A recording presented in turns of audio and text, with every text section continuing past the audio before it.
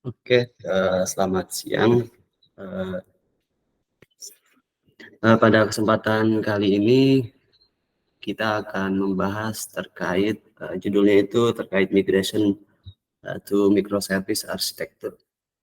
Jadi mungkin sebelum kita membahas bagaimana metode serta langkah-langkah untuk migrasi ke arsitektur microservice, kita akan mempelajari prinsip inti untuk menetapkan batasan antar microservice, yaitu microservice boundaries core principle. Jadi di sini ada 3 prinsip inti yang akan kita pelajari. Jadi yang pertama itu ada cohesion, yaitu setiap microservice itu harus memiliki batasan yang jelas serta independen. Dan yang kedua adalah single responsibility principle. Jadi sebuah microservice itu fokus melakukan satu hal. Dia hanya tanggung jawabnya hanya fokus satu aja kayak gitu. Kemudian yang ketiga yaitu loosey coupling atau loosey couple, artinya tingkat ketergantungan antar microservice itu harus rendah. Nah, mungkin nextnya, oke. Jadi untuk mencapai prinsip-prinsip tersebut kita langsung aja kita bahas dengan sebuah studi kasus. Jadi di sini anggap kita bayangin ada sebuah perusahaan e-commerce yang mempunyai sebuah toko online, di mana aplikasi tersebut diakses oleh ribuan pelanggan. Jadi aplikasi itu juga memiliki atau dibuat dengan arsitektur sistem, yaitu arsitektur monolitik. Jadi perusahaan ini tuh dalam perjalanannya tuh terus berkembang. Pastinya fitur-fitur dari aplikasi tersebut pun terus ditingkatkan untuk mempermudah proses pelanggan. Nah, dengan bertambahnya fitur, pastinya memerlukan tambahan tim developer untuk mengerjakan basis code yang terlalu besar dan kompleks juga. Karena basis code kita sudah terlalu besar dan kompleks, pastinya bakalan banyak masalah yang timbul, baik dari fitur itu sendiri ataupun dari skalabilitas organisasi. Akhirnya perusahaan memutuskan untuk menyelesaikan masalah tersebut, yaitu dengan migrasi ke arsitektur microservice. Cuman di sini perusahaan masih belum tahu nih caranya bagaimana. Jadi mereka ada beberapa pendekatan yang perlu dilakukan. Jadi yang pertama itu yang dilakukan oleh perusahaan itu adalah nge-split ataupun memecah beberapa aplikasi dengan memecah menjadi beberapa layer. Jadi di sini ada 3 layer ataupun 3 service. Jadi ada storefront, kemudian business logic, dan data persistent and payment processing layer. Jadi untuk storefront ini yaitu untuk tugasnya untuk menangani request customer, authorization, serta authentication. Kemudian di business logic-nya itu di mana service ini itu menjalankan fungsi-fungsi bisnis seperti menangani check out, diskon, kemudian product recommendation dan lainnya. Kemudian yang terakhir itu adalah data persistent dan payment processing. Jadi pendekatan aplikasi layer ini kalau dilihat sekilas sih lumayan bagus idenya ya, karena nggak perubahan dari monolitik ke application layer ini nggak banyak perubahan sih kalau dilihat dari sekilas. Tapi kalau seandainya kita amati, jadi nggak jauh beda nih pendekatan ini dengan arsitektur monolitik ya. Karena seandainya misalnya ada penambahan fitur baru, jadi pastinya memerlukan perencanaan serta koordinasi dengan antar tim yang berbeda. Karena setiap layer atau setiap service ini semuanya dipegang oleh tim yang berbeda. Jadi kalau seandainya ada penambahan fitur, pastinya semua tim ini pasti mengalami perubahan juga. Jadi nggak jauh beda lah sama gaya arsitektur monolitik. Jadi kalau seandainya kita terapin di sini nggak ada perubahan, jadi nggak ada manfaat yang diperoleh. Jadi nggak ada manfaat yang diperoleh untuk skalabilitas organisasi ya. Jadi memecah aplikasi monolitik menjadi banyak layer itu pastinya nggak akan berhasil, karena prinsip pertama untuk menetapkan batasan antar microservice itu yaitu harus kohesif. Jadi dalam kasus ini migrasi kita gagal karena setiap layanan microservice atau setiap microservice ini enggak kohesif ya untuk meningkatkan skalabilitas organisasi kita ya.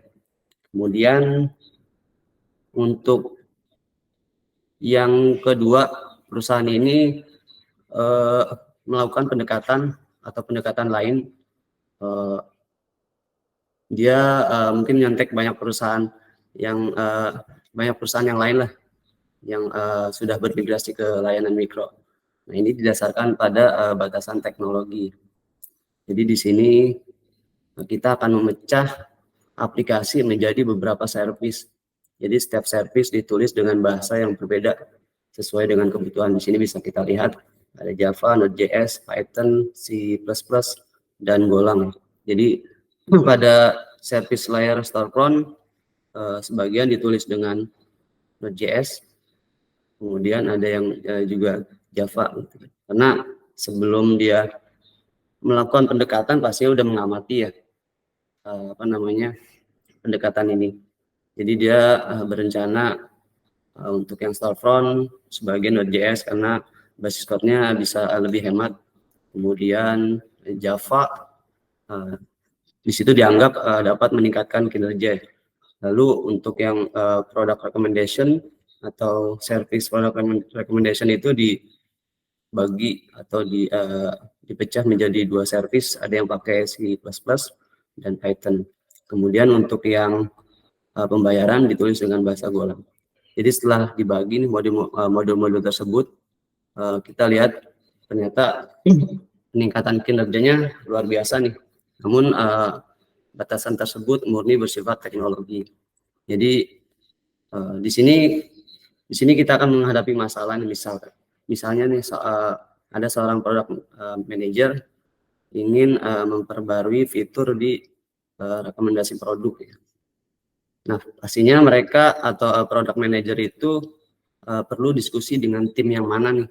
Di sini ada dua service atau ada dua tim, gitu kan. Karena dua-duanya menangani fungsi yang sama.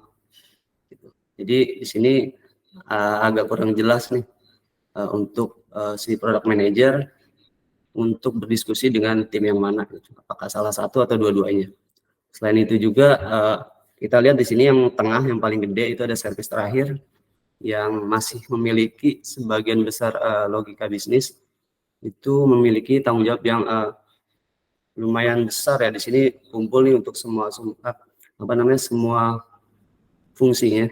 Jadi untuk yang layer terakhir atau yang tengah ini mirip dengan aplikasi monolitik sih, karena semuanya dalam satu aplikasi sebagian besar.